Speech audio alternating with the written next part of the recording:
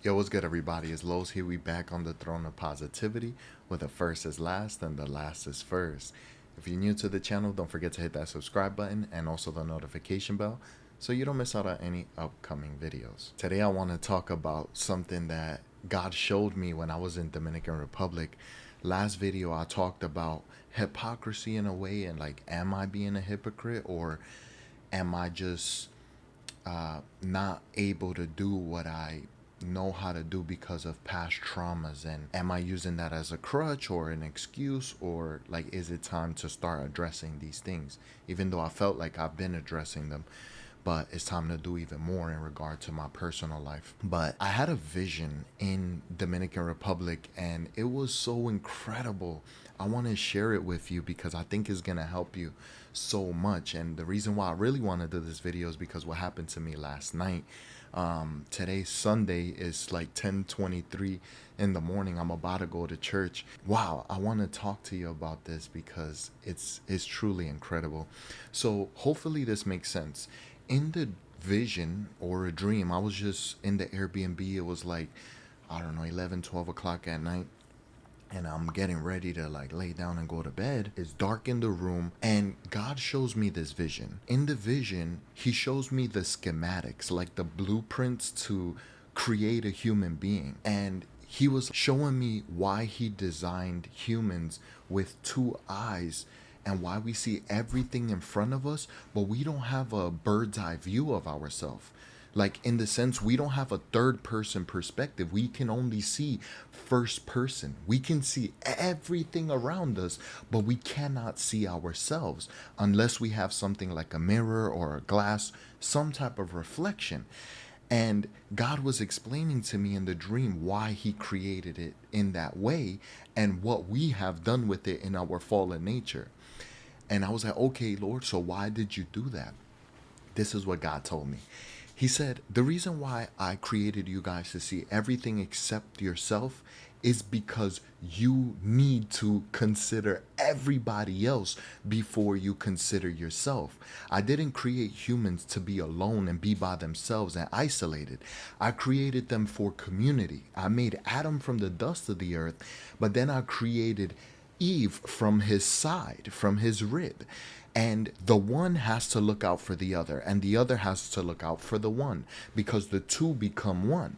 That's the whole point of my creation. I want you guys to be communal, to be in unity, in purpose and mind and vision and everything. But unfortunately, what has happened as a result of the fall in the Garden of Eden and our fallen nature is we still see things from a first person perspective, but in a twisted and fallen way. What do I mean by that? When we are wrong, we like to extend grace, mercy, patience, all the fruits of the Spirit to ourselves, right? When I know that I'm wrong, I'm like, oh, whatever. I'm so patient. I'm so this, I'm so that, whatever. And like, when it comes to other people doing the same things that I do, it's like, oh, look at them, why they doing that? Oh, look at this, why'd you speak like this, why did you do that? And it's like, in your head, you're so critical of people. Or maybe it's just me, right? I just gotta be honest because I want to help somebody. And I was like, Lord, all right, this is a beautiful revelation, I appreciate it, so start working on me. Help me to look at the world in the way that you see the world. Help me look at my church, myself, my family, my wife, children, my friends, everybody, strangers, even enemies. Let me see them in the way that you see them. Let me see them according to the schematics and the blueprints that you intended for our point of view. So when people stumble, let me restore them in grace, like your word says in Galatians, which was another reason why I chose to make this video today, is because Paul is so interesting. I was reading Galatians this morning in my personal time with the Lord, and I came across chapter 5 and 6 that I want to read a few verses to you so that you can see the importance of what is God really wanting to do with us.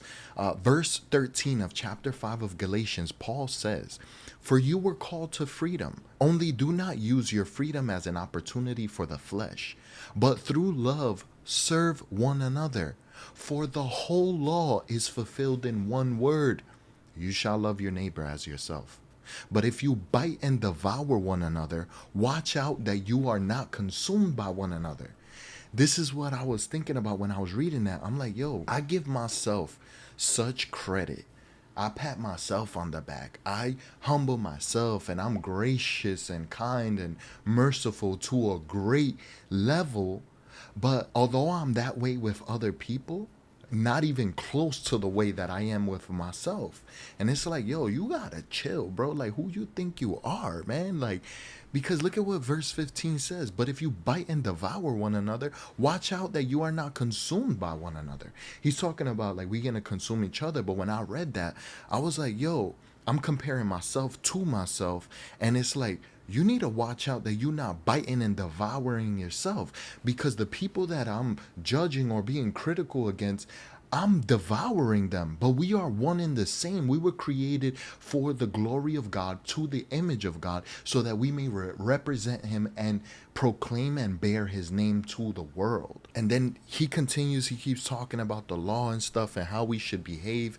And chapter 6 is very interesting. I want to get into this with you guys so that you can see like there's an order to all of this. And it's so beautiful once you actually start to see like, okay, this is the way that we need to be. Check this out. Brothers, if anyone is caught in any transgression, you who are spiritual should restore them in a spirit of gentleness. Okay, that's what we do with ourselves. It's like, oh, I caught myself in a transgression. All things work for the good of those who love God, blah, blah, blah. And, you know, whatever verses we use to console ourselves. But when we catch somebody else in the same transgression, or even less than the same transgression, we don't do that. Why don't we do that? Because we are always thinking about ourselves. It's our fallen nature. And we go and we just be blaming everybody, but we really need to look at ourselves. And he says, keep watch on yourself lest you too be tempted. You need to be watching like, okay, that person fell. I fell the same way. Why am I not given the grace? God let me fall, not so that when somebody else's fall, I could keep them in the pit. No, like David said in Psalm 51, if you would forgive me, O God, I will teach transgressors your ways. So when I see somebody else falling, what do I need to do? I need to, with a spirit of gentleness, be like, yo, I've been there, bro. Even if I'm in my own mind. All of this that I'm talking about within my own mind. This is how I'm processing things. And I'm very critical towards myself, extremely, but I can't do that towards other people. You know what I mean? I got to extend them the grace. Myself, I'll be talking to myself like, yo, you need to chill. Yo, you did that. You shouldn't be doing that. Like, I really be talking harsh to myself, but I can't do that with other people. With other people, I need to give them the grace. And then he continues, verse 2, bear one another's burdens and so fulfill the law of Christ. For if anyone thinks he is something when he is nothing, he deceives himself. But let each one test his own work, and then he has reason to boast in himself alone and not in his neighbor. For each will have to bear his own load. We're all bearing loads. We all got something that we're working on. And it's like, nah, man, I don't want to look at you critically. I don't want to cut you down. Let me cut myself down with the word of God, where I use the sword against myself and against the kingdom of darkness. I'm going to use the word as a scalpel. The scalpel is precise. It is used for surgery and healing, right? I need to use the sword with myself, but use the scalpel with everybody else. Because in me, I want to destroy, complete, utter destruction what doesn't belong to God, or what doesn't glorify God. And I could be messy with that because it's within myself. I'm bearing my own load. But with everybody else, I need to be like, Lord, you are Jehovah Rapha. By your stripes we are healed. So Lord, teach me how to use the scalpel to cut what needs to be cut and help this person be built up so that they may be healed. And as I was like thinking about this in DR, I'm like, yo, you know, you talk this way, you shouldn't have done that. Or this person, they cut me off, and I can't be letting people get to me like that. So a situation to show you how God was working through me in DR, we went to a restaurant, right? It was me and my family. It was like 5 or 6 of us. We're eating. And at the end of the bill, when it comes, the dude tried to charge us $50, $60 more. He added like 4 or 5 things on the bill that wasn't even things that we ordered. And it was like, yo, you're not even trying to be slick about this. Like, you really trying to get us like we some tourists, like we don't know what's good, and like you really trying to get us. But that's how my family was getting it, because like that's the first reaction. It's like, yo, who you think you are? You trying to get at us or what? But me and my grandfather, we were like, nah, we still gonna tip this man. Like, I was like working in myself. I'm like, yo, when in my life in the past have I took advantage of somebody, or I have stolen, or I have robbed somebody, or I did this, or I did that, I have wronged somebody? I gotta think about that. Like, yo, this dude is here in DR. They don't get paid well. They not living the greatest life out here. Like, I don't know what's good. Like, yeah, you try to get us. It's not right. No excuse to you. But I know what the word says. Bless those who curse you. That's the whole letter of the law. Is how you love your enemies. Yeah, it says love your neighbor, but we always think about that in the sense of those who love us. Jesus says, what benefit is there to love those who love you? What advantage? Like, who could do that? Anybody could do that.